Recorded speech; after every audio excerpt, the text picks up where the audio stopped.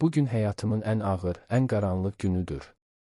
Mən ömrümün yoldaşını, övladlarımın atasını, bütün ailəmizin dayağını itirdim. Cabir mənim üçün sadəcə bir həyat yoldaşı değildi, o həm də ən yaxın dostum, sirdaşım, yol yoldaşım idi. Onunla keçirdiyim hər gün bir məktəb, bir dərs idi. Cabir çox təvazökar, ürəyi geniş, insanları sevən bir insan idi. Onun simasında mən hər zaman mərhəməti, mehribanlığı və güclü iradəni görürdüm. O, heç vaxt ailəsini, dostlarını, yaxınlarını yarı yolda qoymazdı. Evə hər dəfə gülər üzlə gələrdi, övladlarının başını sığallayardı, mənimlə söhbət edərdi, evimizin havasını işıqlandırardı. İndi isə o səs, o gülüş, o mehriban baxışlar əbədi olaraq sustu.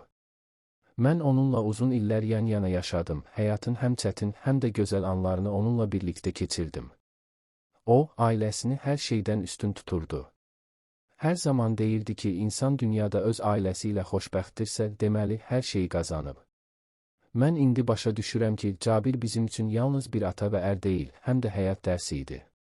Onun vəfatı ilə biz təkcə ailə başçımızı deyil, həm də böyük bir ürəyi itirdik.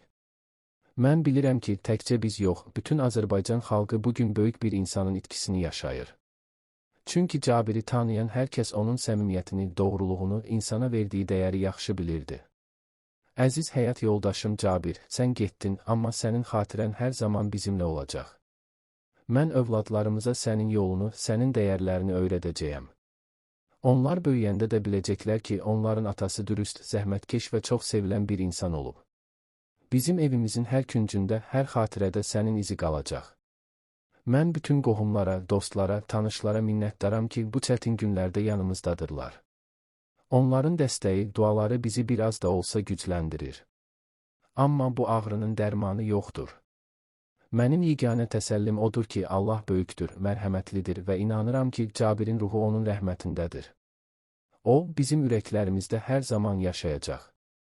Mən bugün göz yaşlarımla Allaha yalvarıram ki, ona cənnət qapılarını açsın, ruhunu rahat etsin. Onu sevən hər kəsin ürəyində Cabir əbədi olacaq.